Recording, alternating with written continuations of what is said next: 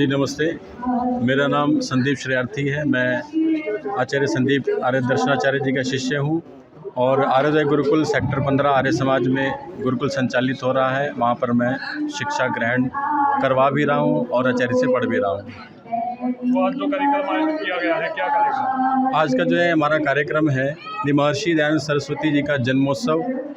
और जैसा कि हम सभी जानते हैं कि महाशिवरात्रि के पर्व को हम मनाते हैं और ये जो शिवरात्रि का जो पर्व था ये हम इसको बोध दिवस के नाम से जानते हैं।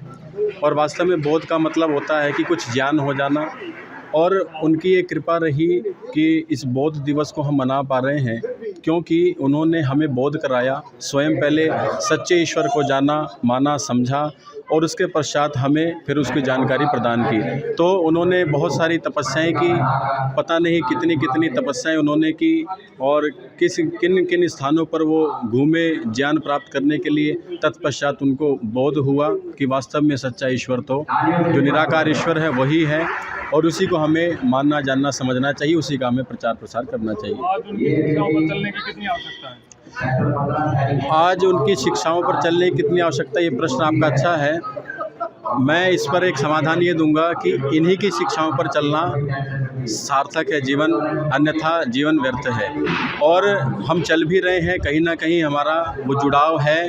बस ये है थोड़ा सा हम उन्हें विस्मृत हो गए हैं, हम उनको भूल से चुके हैं। तो इसलिए एक जागृति, जन जागृति आए और समाज में ये गुरुकुलीय परंपरा, यज्ञ की परंपरा प्रचारित प्रसारित हो, जो कि ये कार्यक्रम इसमें रखा गया। इसमें 1.5-2 घंटे यज्ञ किया गया। मैं आपको बताऊं, 2 दिन का ये कार्यक्रम महर्षि दयानंद जन्मोत्सव बोध दिवस, तो इसमें यज्ञ किया गया 2-2 घंटे। पूज्य आचार्य जी और ब्रह्मचारीगण इन्होंने वेद मंत्रों से यज्ञ करवाया। और वो परिस्थिति आप देखिए जब यज्ञ की व्यवस्था ही नहीं हो पाती थी उस महर्षि दयानंद सरस्वती जी के काल में, तो उनका ये बड़ा ही प्रकोप है कि आज हम यज्ञ की परंपरा, गुरुकुलीय परंपरा का संवर्धन कर पा रहे हैं। मेरा नाम आचार्य संदीप आर्य है। महर्षि दयानंद सरस्वती जी का 200वां जन्मदिवस आज मनाया गया था। महर्षि दयानंद सरस्वती जी आर्य समाज के संस्थापक थे और उनको स्मरण करने के लिए यहाँ पर यज्ञ, भजन, सत्संग आदि कार्यक्रम आयोजित किया गया था। आज उनकी शिक्षाओं पर किस तरह से चलने की आवश्यकता है? महर्षि दयानंद सरस्वती जी ने बहुत प्रकार के समाज को जागृत और आंदोलित करने का प्रयास किया था। उनकी शिक्षाएं धर्म के क्षेत्र में है, आर्थिक क्षेत्र में है, विज्ञान के क्षेत्र में है, नारी शिक्षा, विधवा विवाह, बाल विवाह के विरोध में, सती प्रथा के विरोध में और बहुत सारे जो धर्म के नाम पे पाखंड, अंधविश्वास समाज में आज प्रचलित है, उन सबका उन्मूलन करने के लिए बहुत सारी शिक्षाएं उन्होंने दी है।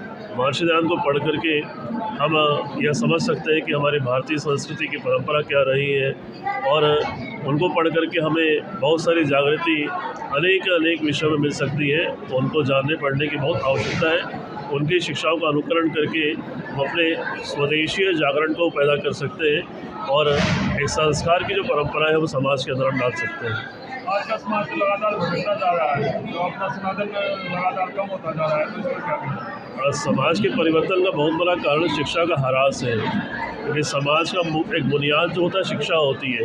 शिक्षा को यदि परिवर्तित किया जाएगा तो समाज में विचारधाराएं विकृत हो जाएंगी। इसलिए आज धर्म से जो विमुख हो रहा है युवा पीढ़ी, सनातन धर्म से जो एक उसके प्रति लगाव नहीं हो पा रहा है, उसका प्रमुख कारण है कि शिक्षा जो दी जानी चाहिए, धर्म की शिक्षा दी जानी चाहिए, वो आज स्कूलों में, कॉलेज में दी नहीं जा रही है। और घरों के अंदर भी माता पिता को इतना समय नहीं आज है कि वो धर्म की शिक्षाओं को लेकर बैठे। आज से कुछ वर्ष पहले हम अपने घरों में देखते थे कि माताएं अपने बच्चों को लेकर गीता है, रामायण है, महाभारत है, इसके पाठ को पढ़ाया करती थी, श्लोक याद कराया करती थी। लेकिन आज उसका स्थान फिल्मी दुनिया ने, मीडिया ने ले लिया है। मीडिया का मतलब है मेरा कि जो उसमें गलत चीज़ें हैं लगभग वो संस्कार के रूप में बच्चों में दी जा रही है। तो आज बहुत आवश्यकता है कि शिक्षा को ठीक किया जाए और धार्मिक शिक्षाएं अपनी आधुनिक शिक्षा के साथ में जोड़ी जाए। संजीव जी, बहुत खुशी का विषय है कि ये जो 2 दिन का कार्यक्रम था, हमारे ऋषि दयानंद जी महाराज का जन्म उत्सव था और इतने आनंदमय वातावरण में हमने मनाया है सभी के सहयोग से। आचार्य संदीप जी, अपने युवा भजनोपदेशक अभिषेक जी, हरमन जी और जितने यजमान इतने आनंद में ये मनाया। और ऋषि दयानंद की शिक्षाएं जो पूरे देश के लिए, समाज के लिए, हर परिवार और व्यक्ति के लिए और पशु पक्षियों के लिए भी ऋषि दयानंद ने जो कार्य किया है, ये दुनिया उनकी उपकारी रहेगी। मातृशक्ति क्या, पुरुष वर्ग क्या, बच्चे क्या, बड़े क्या, बुज़ुर्ग क्या, बुज़ुर्गों का सम्मान जो हमारे देश की परंपरा, संस्कृति, माता पिता का, दादा दादी का, वो ऋषि दयानंद ने कूट कूट के भरा है। और उन्होंने कहा एक एक पशु पक्षी कैसे हमारा उपकारी हो सकता है, हमारे माता पिता का उपकार कितना है, हमारे गुरुजनों का उपकार कितना है। तो मैं अत्यंत विनम्रतापूर्वक, हमारा रोम रोम ऋषि दयानंद का ऋणी है और हमने बहुत अति प्रसन्नता से ये कार्य किया है।